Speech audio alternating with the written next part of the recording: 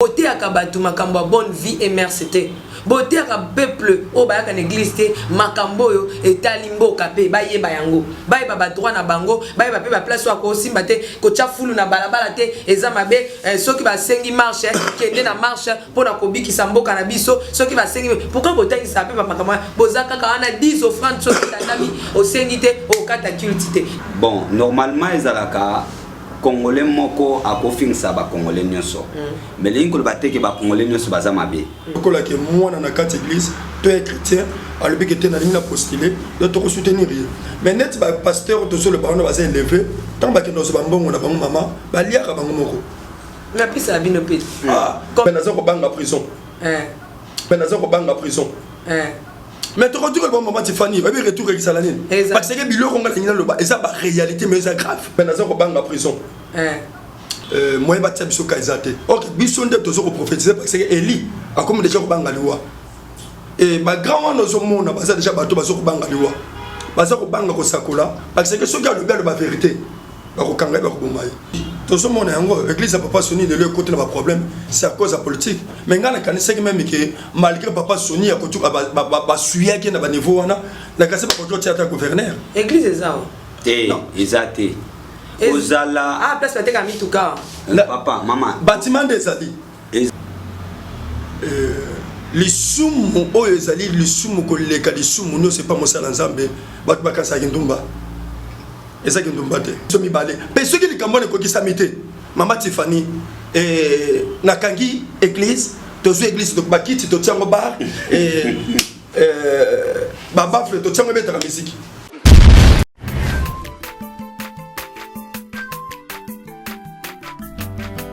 Mwana motote oa kusangai abongwa ni pete oa wangata nzambe ya le nazarien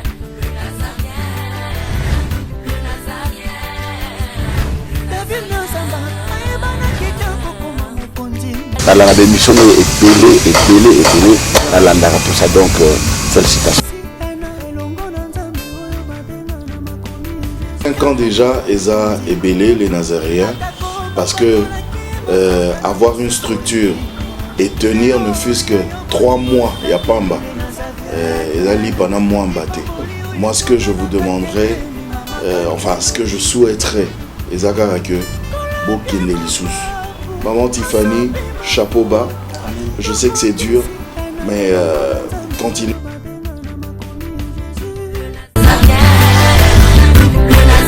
Responsable, nous sommes les Nazaréens, que nous sommes ensemble.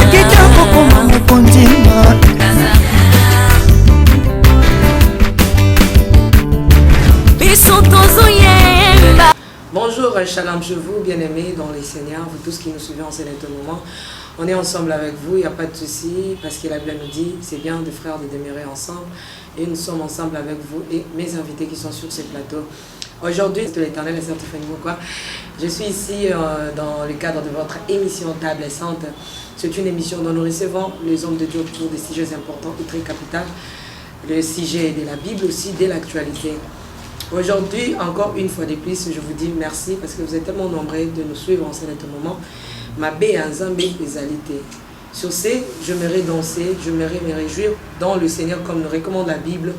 Retournons à la régie parce que le 13 novembre, n'oubliez pas, c'est l'anniversaire de votre soeur, de votre fille, la sœur Tiffany Mokwa. Et déjà, je me réjouis. Alain Kiakala, à vous.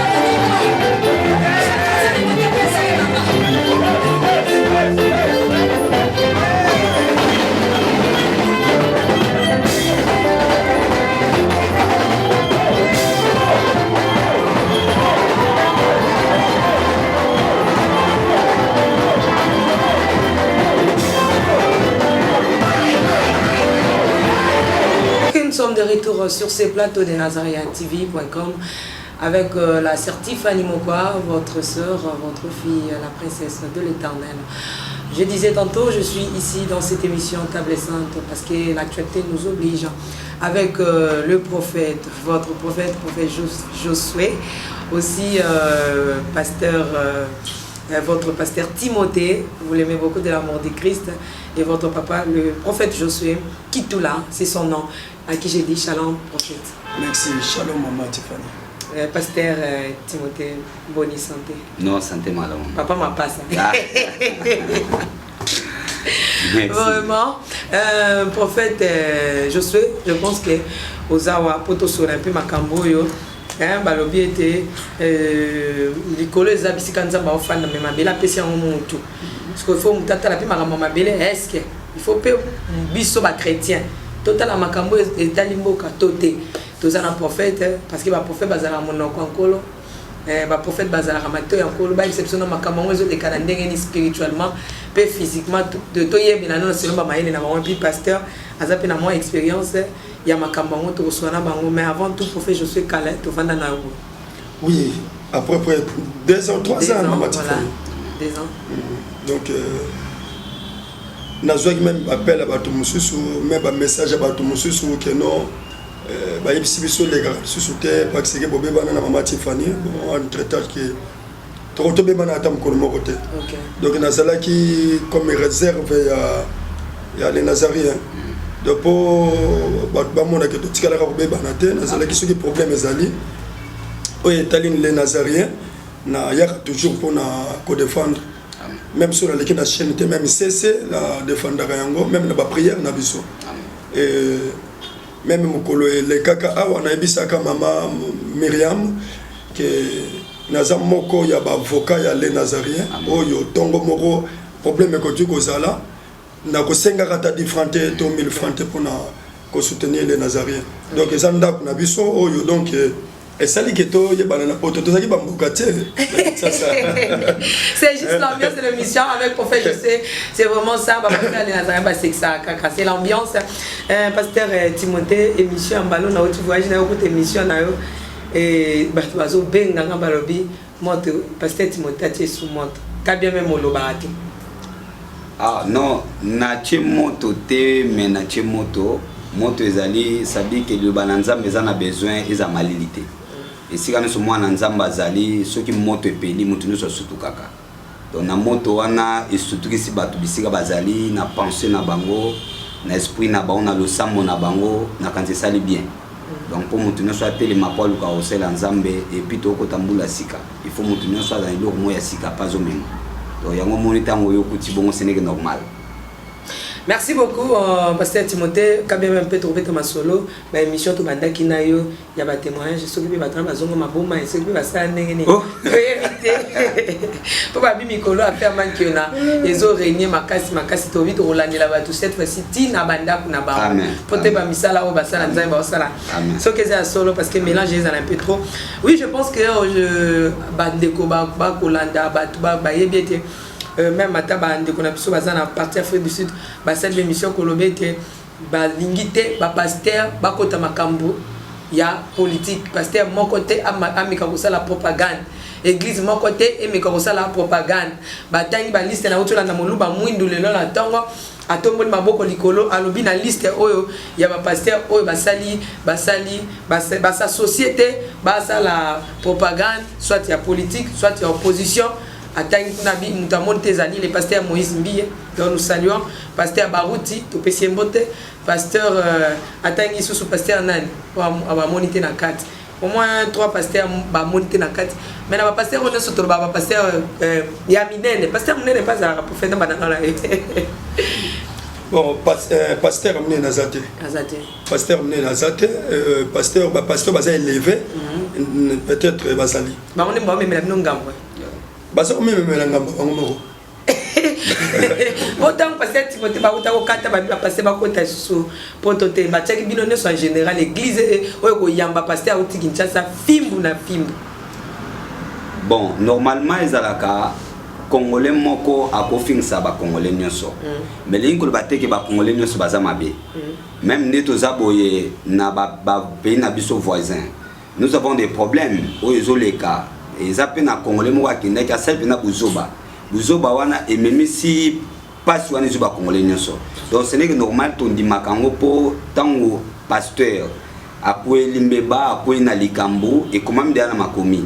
Alors, mais ce qui est zubiso nyonso, mutu a pesibiso mukumbana, ils a faute na été. Ça dit que parce que tu as pas pasteur, ce qui est to rundi mango, mais to yeba ka kosala et là to bengi différence.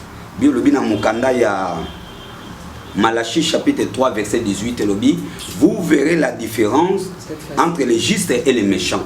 Ça dit que attaque ba sangisi biso to rundima. Parce que ça caille quoi les bisous. Mais il faut pas que 5 nous parce que bah pasteur on a élevé des prophètes je sais qui tout là où tu le banabité dans nos question bah pasteur ils a basé la élevé non tu le bah ah là bah kendaka bah qui côté là bah konti tant bah soit comment mukio bah konti bah kabila kabango bah pambola bango bah lia kabango mon côté bah benga rabino peut tout poser dans l'église ya mike bah sangisa rabino nyo surtout bah pesi bino bolia ngo alors bah on est kabango mangam joka ne bino peut poser la propagande bah cc nana on va éviter que na ba pasteur ezalo mo ba yeba no ba yeba nte bozo ba mikolo no pesa ba député ba lo ba na église mais nyonso ana eloba mate e bi makaka ba pasteur mukuna ba pasteur ne bakabula mbonga la ba monte ba liango na bino hein non Maman Tiffany mais ba propagande ngo professeur c'est là mso zo cop ya député bon ce qui cause cop à député c'est trop dur mais ce qui le colla qui député à chrétien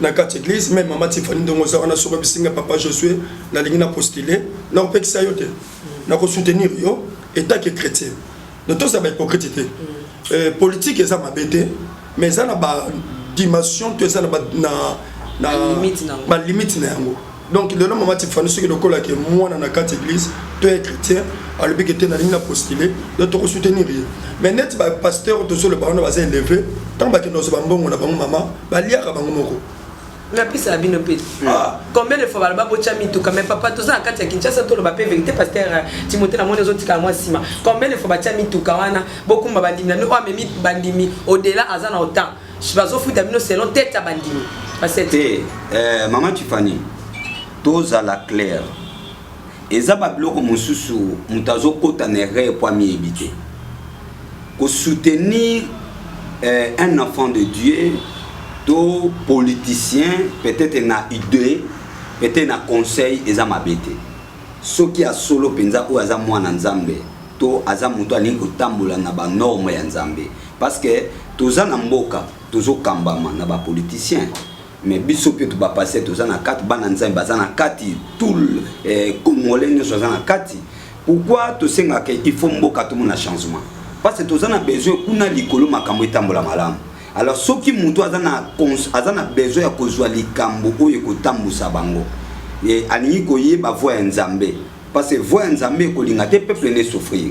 Alors muto azongi na voix nzambe yeba ke bakopesa ye orientation za mabete. Mais kokotisa nga na kata likambo na okota te. Nga nazwa bandimi na memana na réunion politique et ça mate. Bandimi wana baza bandimi na ngate. Baza bandimi oyo baza ba chrétien bandimi la to bingo ba chrétien ça veut dire baba mo Kristo ni ko banini yali moto na Yesu moto akoti na kata Yesu nde ba bengi mo Kristo donc moto plus Jésus nda bengi mo Kristo so na zo mo Kristo oyo aza ya Jésus na mema na politique et ça mandengini yanga na nina tuna no point de vue na bino ba sena nzambe est-ce que ceux qui pasteur a pu se communiquer et pas mon dimanche ensemble les pas na été pasteur aller na e cop na e na été ce cop ba benga ba peso ka politicien pa koloka moto nzambe omoni soki na leki na kosala boye zwa oyo futa chaka carburant a option que na corrompre yo mais lobela église ba voter ngai est-ce que ceux qui pasteur a pu se communiquer selon ba idée ya Maman Tiffany azala nango Maman Tiffany a postulé bo voter Maman Tiffany ya mabe Maman Tiffany eloko na koto sala ngote que opesinga commandement to recommander nga que kende yebisa l'église ba voter Maman Tiffany to mamotentel na sala ngote parce que l'église eza na mutu moko se te présentaka c'est Jésus Christ parce que ba député wana mbaleleka ki bayaki bamemela kiso kwa makambo mosusu et bato mosusu mpe bapesaki bango bamicro batelemaki na chair mpona koloba n'importe quoi me bakokisa yango te. Donc c'est-à-dire que oyo biso tolekaka na église tocommunique tokopesa to message tokopesa ça rien que pour Jésus Christ. Mais ceux qui lokola pasteur amoni que non akokende coopérer na député wana na kati ya chambre ne to na kati ya ndako na ye po yebisa bana ne na kati ya ndako ba voter tata wana asali lisumu te. Mais ceux qui dans quatre églises, ça devient une abomination. Ok, pasteur Timothée n'a invité Ah oui, et le Kalobi, Naouti Komona, même si Makamouya ba député, hein, chef Bapé Samon n'importe qui. Net na quatre églises, Moutaouti Libanda, et Zalazanan, pas pour l'excel de soit cher. Pourquoi le tout le monde a monté une église, député, une église, Bapé c'est cher à Télémi, à Zumi quoi, Bandolo, dans quatre églises. Tu n'as pas de mots à dire, parce que Bilobi, Yahweh Azana Katanda Kunaye, Namukanda Bakou chapitre 20. Yahweh azana ndaku ne mutu nyoso avant la kimia na kati ya ndaku na nzambe mutu azana doit kolba c'est ton sacrificateur de Dieu apesi peuple de Dieu mais ça c'est tout. Mais il y a pas le to memia ba konjamboka. Non, comme memia bango za mabete. To mona na. Sika nyoso faut que memia. To za la mo exemple monkier, hein, to zo na ba catholique. Avant na kina na Bible, to zo na ba catholique. Que ça soit président soit au côté na église catholique, aucun revendre liboso cher. To ba opesa yo kiti na ba liboso lokola mokonzi ba ko respecter to ko honorer yo omoni to opesa yo esika yo moko ofandi liboso ya ba mais to lection de cherté parce que cher est allié très saint est allié sacré to opesa par vie lokola mokonzi akoti akende na par vie afana na par vie pona lokumu na ye mais jamais to kozwa cher to pesa yo mais le to zo na mutu abimi na cher ba pesi député miko ya telemi na cher. Maman, ateza libaya, ateza linzanza, ateza matiti, eza cher, eza sacré, trop peu son n'importe qui. Mais papa, je suis le gros prophète tout nana motuna oyo to mona ki ba sakoli na kata Biblia, baba ndeko sakola pona ekolo. Atelemi balobi ainsi dit le Seigneur. Ainsi dit le Seigneur. Et ce que ça mokondi et qui est pas na tout droit 5 ans marché ba mo. Mais lelo ba prophète bobongani ba prophète ya ba tête. Il y a ba tête, il y a ba maman, ba ndimi ba sœur, mais école o esangiso esala ki bofranda na ba ya hôtel séminaire ya César, ntezala kana mbongo wana, bosakola po na école te, prophète Josué ezala ni. Bon, première des choses, et là on est les osala que tozo sakola po na mboka. Ya ko batama. Oui, tozo ko batama parce que omoni ba oy ba monani baza makasite ko leka bato ba batami. Tozo mona Bible so parler biso.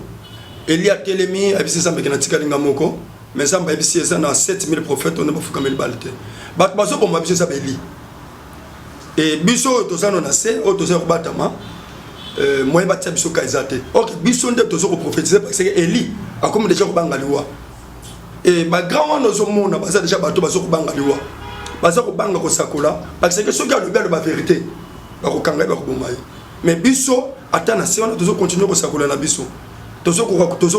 Mais pas c'est ça que mon toyo à côté qu'on a peut-être à présenter que oyo malgré ça dans sur le makamba frère azate ce que le rôle monta salaki tokoloba ata liwa peut-être to on dit mango to kufa bon na lisu nini yo tali la Congo yo tanki mosako Congo penza en réalité dans autres on a mis sur mibale premièrement na mission spirituelle et deuxièmement na mission physique.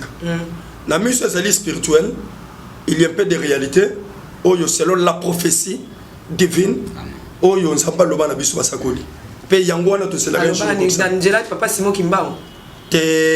Population se vend d'accord na papa Simon Kimbao papa Simon Kimbao. Même si Yangwana ko lingo coller l'émission. Omoni pour mo sakola monene ndeye wana na Congo.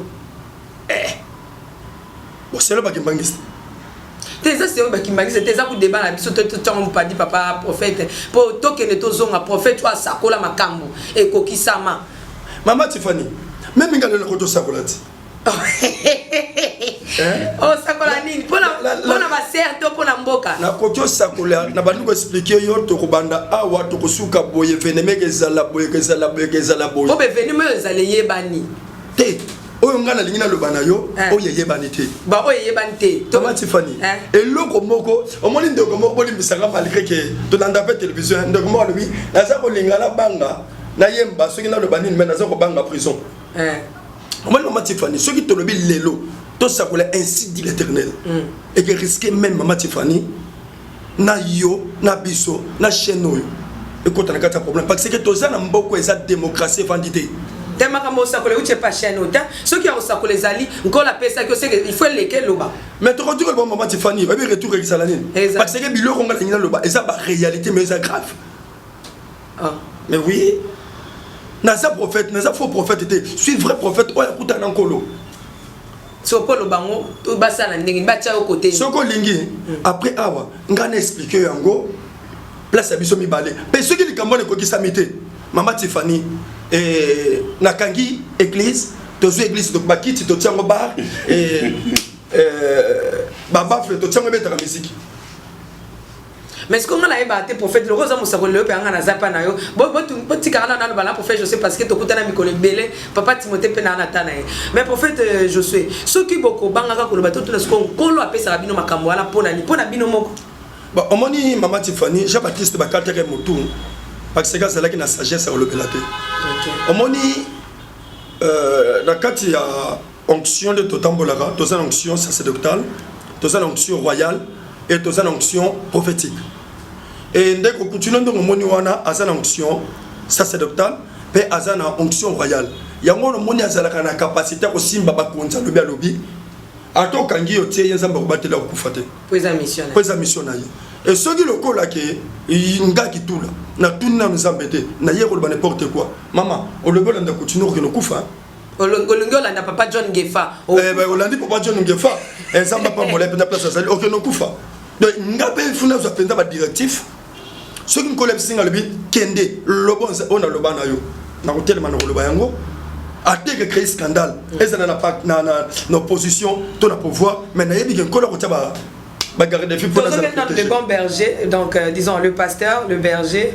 Le bon berger c'est Jésus-Christ, le berger par excellence. Amen. Mais pasteur Timothée, tonu totuna ponani na l'église de réveil.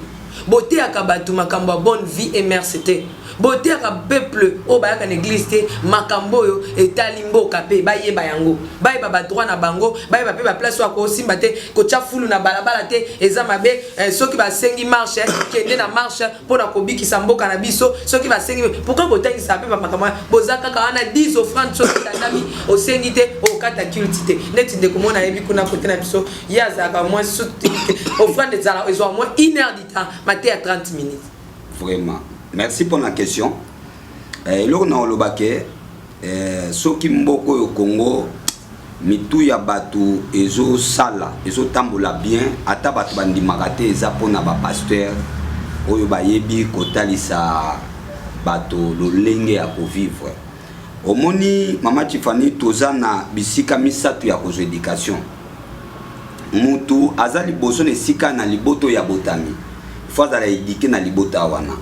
Soki a raté éducation na libota na ye azane sika mo abuyi kozwango ezali na etelo to na kelasi esika wapi mutazo ke ne koyekola bomoto pe kozala na mokili pe koyeba ndenge ya kozwa kwanga lobi soki a raté na kelasi azane sika mo abuyi kozwango ya suka ezaka église.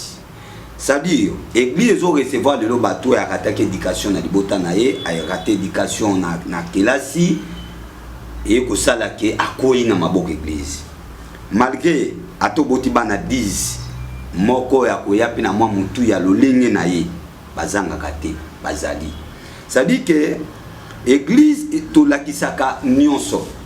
Nazana ku mona utu ko lakisa na église awa, ça veut dire que nini partage à connaissance. Ya cuisine ndenge ba mama ba yikola ndenge kolamba eza mama muso ayebi kolamba kondute akutena mama lamba ka fumbo abia mama fumbo abia la kisaye sabi nyonso wana papa wana ta mususu mobali na yalinga ka fumbo mais mama lamba ka ngobiente to la kisi lo lengi nini akosala ngo ça dit que eloko nyonso tozo sala na église eza to la kisa batu lo lengi akovivre na mboka na biso tozo to pe exemple ya mboka libanda tozo mema pe na mboka na biso atako ndeko moi ko beta papa biso to vivre ka boye ozupe lo lengo na pesa na ndeko peut-être lo binza ma osala pe chance au moni lelo yo eloko moko ezo sa nini mutakol na environnement mabe limbisanga na touché te mais nazo parler exemple uta bo mwana nae akol na environnement mabe net ne ko alobi ah mais ndenge biso toza wata pont ya bien zate na sima na biso tozo katisa na sima ya moto oyo azali mokonzi net exemple azabu kumeste mais na sima bu kumeste pont ya mabe mais un individu abimi simbongo na ye asali pont mi don ya intel asali sikoyo ngana ibise ndeko mona bi peut-être environnement ya kola akona wesali bulu mais aluki koyeba te ke so na kona vie ya mabe na luka ko améliorer vie na pesa batu vie ngana kola na mote mais na changer parce que mutu muso eza situation de policier mais azaka déterminer que malgré na koli boy ngana ko vivre boyité pe bato ba kozana sima nga ba kozala boyité eza kwa papa mususu akoli na vie ya pasi aboti bana ya bongi mais olinga bana baza na vie ya mabe o ngana kola bonga toki na chakose ekufa na classe eza problème na ngate ngabna na okende bongo mwana okena na jipe toboki o te kende kutu ngabna na okende sapato ezate na makolo so yokola na vie ya pasi kolinga te bana na yo bakola na vie ya pasi c'est dire que mokonzi na sima na ye bukumeste pon ya mabe na masina ipa na biso pon ya mabe fulu na sima mais un individu abimi aya bongisi yango ça veut dire que mutu wana zote ya batu nini elingi koloba ke ye moko akolaki na environnement babe bisika nde na nsima na ye fulu ezali bongo siko na mosika oyo amoni te ekozala mais yango tozotuna ebele ya bapoliticien lelo même opposition même pouvoir bakomi kosambela mingi liboso toyebai badosambela mingi na catholique mais bakomi kosambela na baéglise des réveils prophète Josué boteyaka bango nini parce que nde yango tozolinga koyeba papa Josué boteyaka bapoliticien nini oyo bakomi kosambela l'église des réveils parce que bino bolobeta to lobino ndi boyebi vérité. Bon, en réalité, Maman Tiffany, tout est ce que ça soit député, soit un politicien, tout est premièrement que Kolakisa Bango que Christ Roya, tout est que Bossala Malam, Bo Lobé la loi où ils allaient Malam. Mais le problème, moi, c'est Maman Tiffany, on m'a dit chaque fois que le bango toujours, tourne le bango toujours que na kati ya mokili okotuko lobana ndeko député ton ndeko politicien que ozo sala eza en dehors ya Nzambe mais akoto yoka yo mais tango okendo ko vanda na bato ya sana bango bata ba prima courir Maman Tiffany omoni mboko ce que zalaki kaka ki ba chrétien bato ozo kambango Maman Tiffany ndeto peut-être Congo okotuko zala plus que même Afrique du Sud et limbisanga na langage na mona ki chef de l'état le baka asalaka interview mo kalobi ceux qui a su kaka 15 personnes au bazan esprit le kola yaye a changer Congo donc c'est à dire que bolim bisanga na langage jusqu'à présent tout tika ko même 15 chrétiens au le bazali ba vrai chrétien au ba ki okota na kata politique to mona ki même ba papa na so ba grand frère na so ba kisamina ba kenda mba le kisamina azalaki komata makasi et le kangeza na politique. Parce que tant que tu as un bateau, tu franc-maçonnerie. Peut-être qu'il y a un chrétien, na pasteur Ejiba Mapia, ça m'a pas côté Basali, mais les lois Ejiba Kendaki, papa Nabiso, qui s'amène à ton grand frère, qui s'amène à Kendaki. Mais au moment où tant que les deux chrétiens, sur 500 députés, peut-être 400 bataille franc-maçonnerie, peut-être 100 Basali chrétiens. Donc c'est difficile, pourquoi ça sortir? Il y a un moment où il y a un moment où il y a un moment où il y a un moment politicien, bateau va travailler magie, bateau va travailler misala mabe. Il faut saliter ça là. Parce que va travailler la plupart va travailler magie noire. Magie blanche, o examindele, balingalinga va sourire. Mais o ya biso za bokoko. Maman, yesu mona mundela la terafia. Rafia boye on barafia.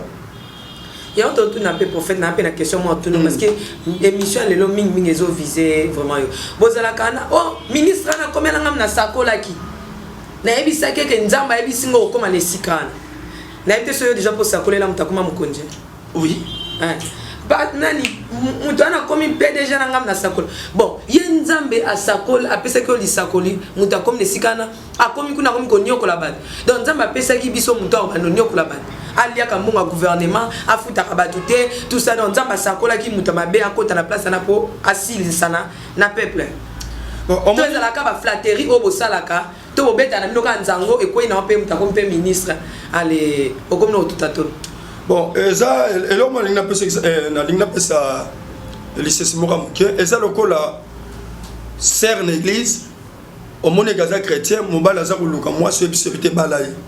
Et tant qu'on tient un dakou, mon bal qui me salé pas bimi. Mais ça n'est pas chrétien peut-être, mais pour passer frère balaye.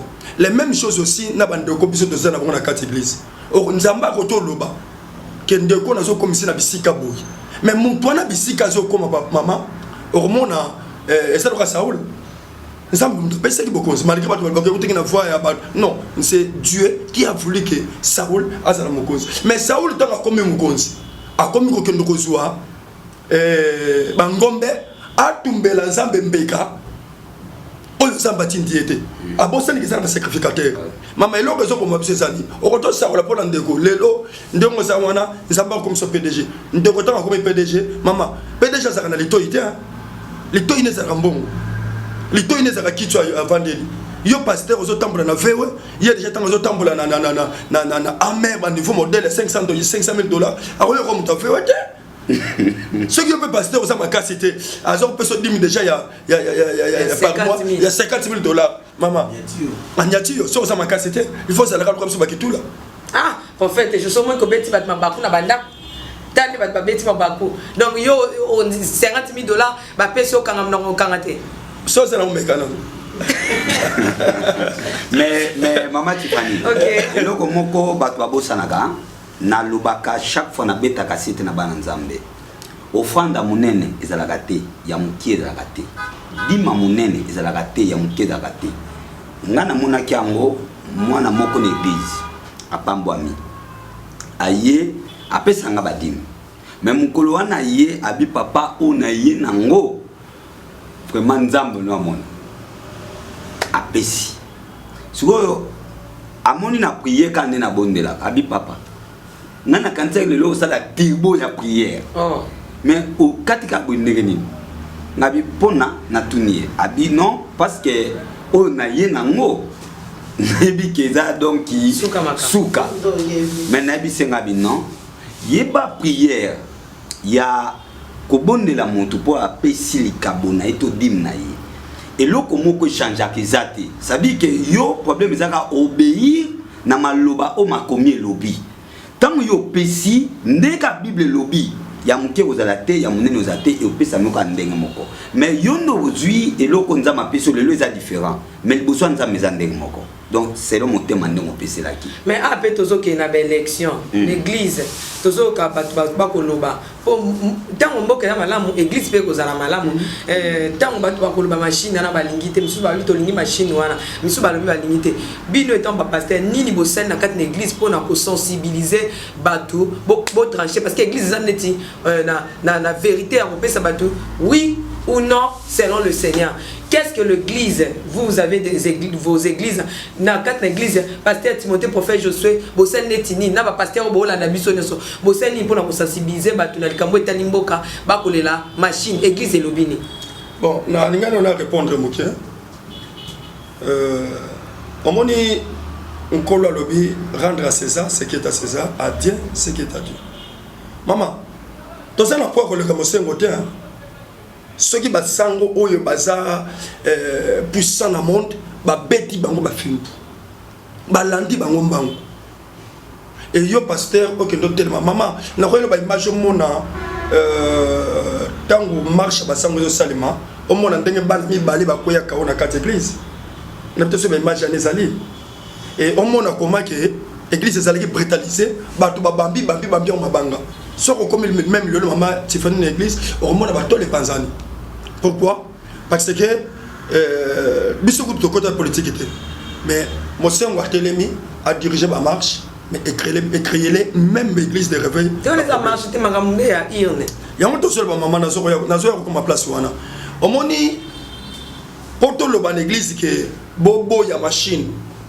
Tobo kende na machine. Maman Tiffany to retour le beloko wana te. Bango moko bandimi wana ndenge basa na misu. Basa na matoi baso monde. Tant que vous avez que le sang sili, mutuna porte il y a église, il y a déjà que non, machine à voter, décision muté morazoyango. Parce que ce que l'église, et comme nous continuons à battre, bobo ya machine to bondi ma machine maman sikoyo mission biso to ça la politique était to ça la mission évangile to ça la mission. Moi, j'ai fait je peux dire que la politique, malgré que les a droit, mais on a quatre droit, au royaume où la politique m'a quand même belé.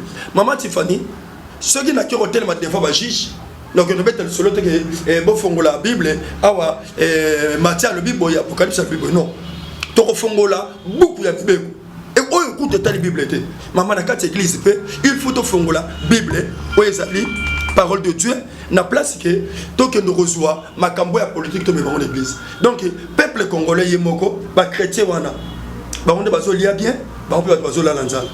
Ba on bazo ko tambola bazo le la mituka, ba on bazo tambola la mituka bien. Oyo conscience les autres la bonne machine à voter et ça malam akende a atia. Oya monique ça mabe atiki. Merci beaucoup tozo kende malem vraiment na émission na biso. Pasteur Timothée, n'invite ce qu'on a appelé l'information. Ah oui, nalandaka, oui, nalanda l'information. On a mon isa utile, nalba clair. On a mon isa utile nalanda, on a mon isa ngo utile pour nalanda ngote. Netini isa utile pour na. Bon, isa makamne tolo bela boye. Tolo bela makamamboka parce toi ba congolais. Ceux qui mboka eza bien boza bien. Ceux mboka pesa na kimia makamne so ekene bien. Alors ceux mboka eza mabe, nyo eza mabe. Parce que au moni ba pasi mingi ko eza na mboko yo na mwa muke nzamba sali biso to za lokola ba papa na kata mabota bato do eza na ba papa eza pe na ba papa donc makam nyoso ba peuple balila nango bandimite bayaka na mwe pa nani pa pasteur papa nga naza besoin citation boy papa nga mwana zotanga te papa naza na besoin musala prier pour nangai ba orientation nyoso wana eza ba mboka mususu mutazwa musala sans prière.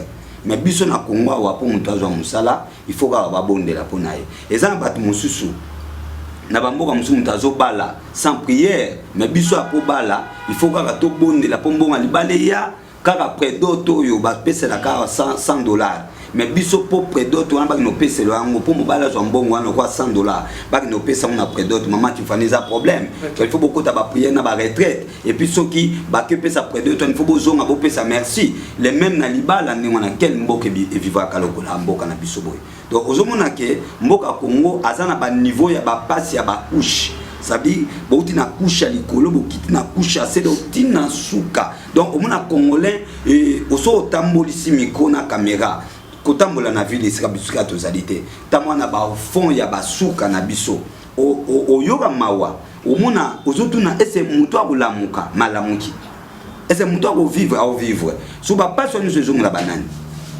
bayaka na église kolela papa nga problème bo papa omona omoni offrande oyo bato bataka na église ezana mokomuso bimi offrande te ndenge kotaki après prière mbongo offrande ekena ba pasi ya bato parce que otala okenende nini prière si mutaeli ordonnance prière si mutaeli or yena ba pays oyo ordonnance etamula te na maboko ekendaka directement mutabeli akekota munganga tini to batete kuna sili kuna mais biso le ba pasteur soko yebi ordonnance te tokuma ba minganga natanga munganga te na kuma munganga sabi na ko yante mwana somba amoxicilline somba dipiron somba pona nini parce que pays soko sali boité au vivre été vieux bonne ko leka mona kangami akufi donc merci beaucoup pasteur Timothée OK ba yaka ko lele pa na biso donc c'est pour ça qu'on a l'information tende merci prophète Justin Azongeli to komina suka vraiment émission na biso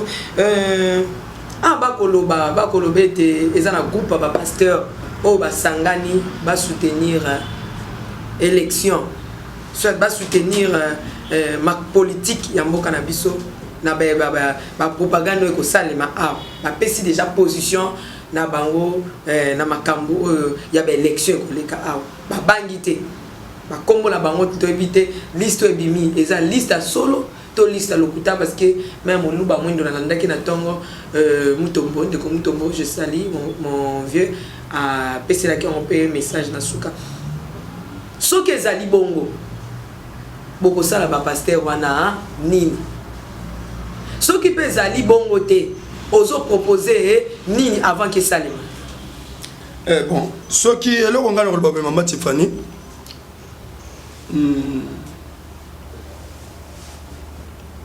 na yebi eza na ba ndongo to to le bana ne bandel ba pasteur waza élevé déjà si bakenda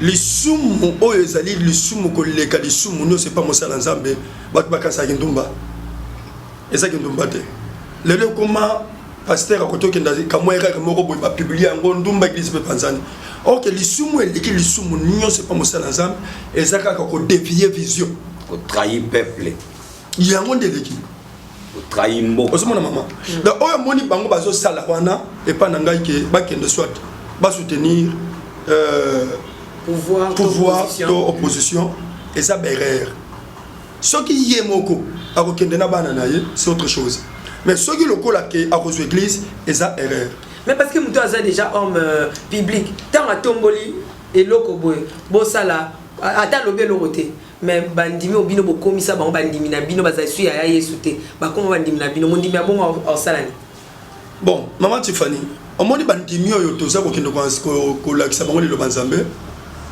maman Tiffany za batusu basa ma yele ko le kapso ba pasteur tout ce monde yango église à papa Soni de leur côté n'a pas problème c'est à cause de la politique mais ngana kanisa que même que malgré papa Soni a kotu ba suya qui na ba niveau wana la kase ba kotu théâtre gouverneur église ezao te ezate ozala ah place peut-être ami tout cas papa maman bâtiment des ali ezali maman Tiffany yozo papa Soni na sango mais dans le ministère ils en a haut et les bas papa Soni hein na niveau na ye ezalaka soki lokola ministère ezala tango mati et ya kana tango stable mais ya papa Soni ezalaka déjà stable ba to ba bomia weze ba politicien oh mais oui mais est-ce que ce atik makamon on dirait c'est pas nga ozongela le sous-souté a kozongela le sous-souté parce que nga na eba ka niveau o papa na zalaki souiller na eba ki ba ko to ta conseiller quelque part na eba ki ba ko to mettre gouverneur mais lelo na so expliquer yo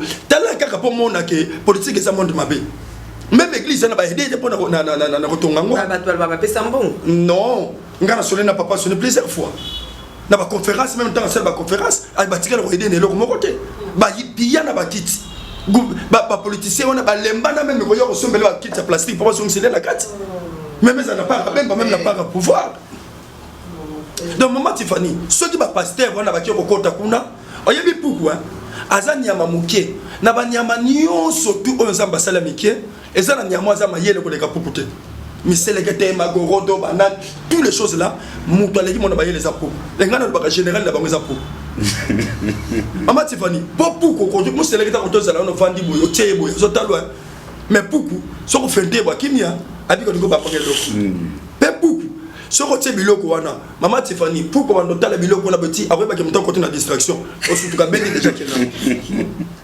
pourquoi ça mayele ko lekala soso amen mais loko bo makapuku eza lokoso akanga makana mutambu likolo loko moko peut-être il y a un franc et bomi pou maman Tiffany ba to no zomona à cause il y a lokoso na bango et ko to mema bango lelo omona ke église et comme na ba o e komi na ngolelo ceux qui bande ko na bakei ngana ko expliquer bango ke ceux qui na ba komi distance te bazonga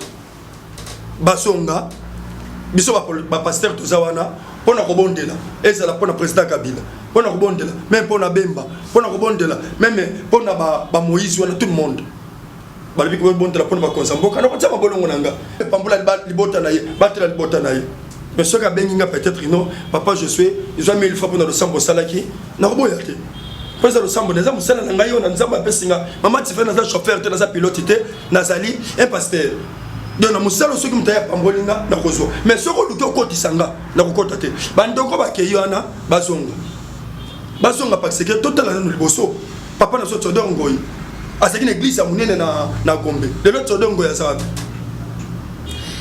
Merci beaucoup. Tokomi na suka émission emso pasteur Timothée le samboni ne osa na ba pasteur nyo surtout oyo bazoka souci à peuple été. Bon, nako sala lo sambo penza, lo sambo ezali pona mboka mobimba, mais conseil ezali pona bato oyo bazolanda biso ou pe bazui chance en occasion. Et lo ngana ko ebisaka ndeko ayebake soki a solo nzamba bengaki a devient mission te. A devient mission te pe ceux qui a eu chance à cause à la pembeni ya politicien tout monde a la politique encadrer na voix ou monique eza voix ou uti na nzambe. Ce qui a monique azana ba assistance ya koboya kotosa mungo na nzambe, il faut za la clé pour na sauver bo moina pour na mukula suka. Parce que le jugement ezali ne toli o nga na ko pesa yangwana. Merci ya ontozo lukaka pasteur pour pasteur nguya baze biloko pasteur so nga za na nguya nga temisa bakoka nga boy nga boy publicité de kimi tolka pasteur o ndenge lia kamata ki benazo kitisi penza moto kiti démonstration nguya politicien sakani azo tosa malamu te ko bola kisekwa papa na bango spécial sakoli longwa na kiti wana longwe au PC lisakolo okokufa dans 2 mois sokozo ozo nyokola bana nzambe ti lelo ba pasteur ana bazate yango zo mona moi ba yoka somo nzambe zate prophète Josué wana zaka maloba pasa. Pardon maman. Ah, maman so na lobi donc prophète Josué. Ayoki. Na lobi boy. Et comme na tango au peuple congolais asali ba marche mingi. Peuple congolais azo ba place à okendete. Siko ba pasteur nguya bazé belé. O ba monta ba aveugle o ba bikisa rabatu ba miracle mama ezobonga ma vino ba susu ba kwanga koteka tout ça surtout on a posé ba pasteur ba démontrer ba la démonstration ya nguya nzambe parce que Bible le dit cette fois-ci je vais créer la différence entre ceux qui me servent na ba oba sali langate so ba poste ba pasteur on a ba prophète tozo luka ba to mona ba te o ba pena ko ma pena ABC ministre ainsi dit le Seigneur o yo kité dans 2 mois o longwa ne sikawana ainsi dit l'Éternel ma ticho o tiki liboso a besoin o longola te dans 3 mois o kufa nazo bonde la nzambe nanga po moko mi balé mitano so ekokisami misuba obang mais lokwa bazate prophète Josué pesa kali lobano suka Mama Tiffany Toza. Amen. Non, to monité. Toza Mama Tiffany. To monité papa toke na élection li lobasuka. Mama Tiffany, li lobasuka ezali ke tozali. Ba to oyo ba vrai pasteur, opelo ba ko telema ba lobi le loba moko ko kisami. Tozali. Et là comme moko eza pa na biso eza toujours que net nga l'église na za ministre te. Même le ministre a voulu changer. Pour ça c'est l'erreur. Alors ça la 4 jours ta okufa. So na bien les cambo. Ah papa Josué, au commissaire mission la souke lengi. Mais oui. Mais photo kata. Il faut to kata. Bon, merci maman Tiffany. Numéro asuka. Lilo basuka ezali toujours que zamba pambo ba ndeko surtout ba landibiso et oza chaîne na biso les Nazariens tozo ko pambo ba ndeko nyoso pe tozo pambo la politicien nyoso tout mais ba pasteur to garder toujours Vares na biso. Donc à la 9 abattre 9 à la 7 à la 7 et ce que c'est l'erreur que okyo la ta coupé ya ba bato babeta ka basket na Vares na bango na terrain à foot au côté parce que Robert peut baler bien tempo bango ba kilote za kamilai. Amen. Il y a des joueurs qui ont comment me donc tout est en position d'abisso. Il y a des nécessaires. Numéro 081 41 61 593 on est à numéro nangai. Plus 243. Merci papa Timothée. Numéro de téléphone 00 243 89 99 27 616. Merci beaucoup. C'était la princesse de l'Éternel en face de ses invités. J'étais avec le prophète Josué Kitula et puis le pasteur Timothée, papa ma passe, hein, c'est comme ça que je l'appelle ces derniers temps. Vraiment, Nzamba Pamola ma passe. Bana Nzambe, je pense que Boyo Kibino Moko, Makambo Ucha Utina Mnanangate, Utina Munakwa Basen Nzambe. Mais aux autres, la Mnakonangé Zaka au Bible Loba. Ce qui ne connaît pas, Asal Mabe, Benga, Mutumoko, soit Kendena. Ce qui a quitté, et ma mutami balé. Ce qui a quitté, ou même mutami sato. Ce qui a quitté, et puis ça l'ingomba ni en surtout. Faut pas ça ni. Bah on m'a dit ma boss continue. Bah tant que Bible va venir ni lingo les canasima. Mais là quand on a loba, la princesse a lobi boy. Pasteur Oyo, allons les Nazaréens. Azate. Ça fait 2 mois. Akei na kombo na ngai. Kengai impoli. Nalinga na senga na bandeko nyonso ayebisi bino na téléphone. Bo senga nga niongo na nga. Po na memaki mutu a liboso apesi te. Na memi mutu a mibale apesi nga niongo na nga te. Vraiment bandeko nyonso bokolanda boyebisa pesa ngai nyongo na nga eloka na ngina pesa comme communiquer à suka yango wana ya koloba ezebele na bitena la ndela nyongo na nga pe ba moi sino azwaki lamba na poto a défilé la kié te pa na yemoko mais yene muta defaki pona moi sina ye wazaka na poto en tout cas apesa ngai nyongo na nga po nzamba lobi alingi nyongo te. Nous sommes arrivés à la fin. Le 13 novembre, c'est mon anniversaire. Restez branchés sur lesnazaréens.tv.com. Bye. Naolia bakiti na ba mesa. Ah. Atanya ukondoko. Na mona yo. Na chayo na mwamba. Na minito na kata bena katikata saga fufu. Oui. Allô, est-ce que tu bonjour. Boni. Et l'autre côté, et puis qu'il y a mon bureau à travailler tes micros. Donc, dès que tu as un galère, on a niveau 0. Tout ça, là, oui. Moi, je suis vraiment mingité. Mais je suis bino, moi, je suis dans l'agence Nazareta. Sarita qui dit sérieux. Oh. Maman, comment est bon donc yo pesa au fouti mbongo pour partir à Porto biso to ya to jubilo. Na bengi ya Scotty. Agence moi ifonga mi comme na Nazareta.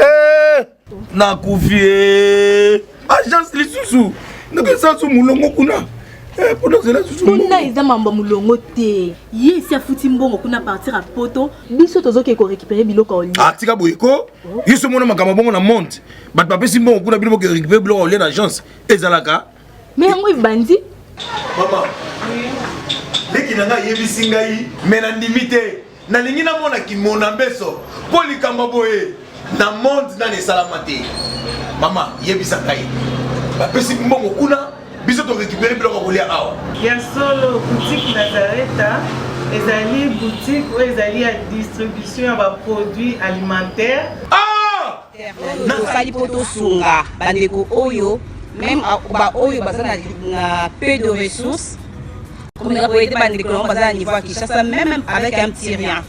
Donc à partir à $10, $15. Donc si vous avez un bon côté, nous devons nous apporter au Sungayo, à Ozuga Bilogolia. Eh maman Nazareta nzamba pambola ya bakisi mikole belé awa na sena mokili. Et bon awa tuzawa poto yeba adresse awa.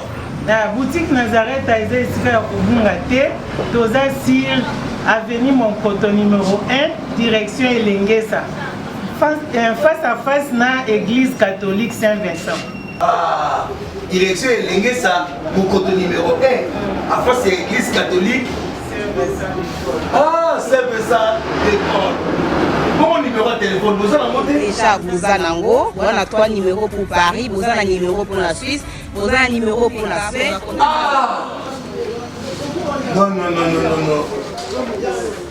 Nazareta, nous allons la Congo Sili. Julia, nous allons kangisa kia fufu. Eh, ya modé, yo bandika na fufu. Oui, pour la Nazareta, tu as un système en bimbi, dans Bongo Shingo. Bon, ok. Vous allez Silio. Sarita qui dit sérieux.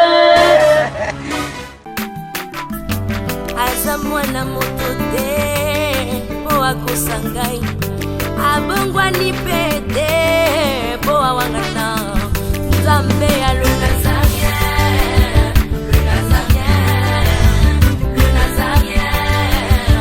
David Nzamba ayebana kitoko koma mokondima atako babakolaki mafuta na mosakoli lelo yayo bolingo ebateli le Nazarien lipamboli oyo emonanaka te mpeni mama kantelobi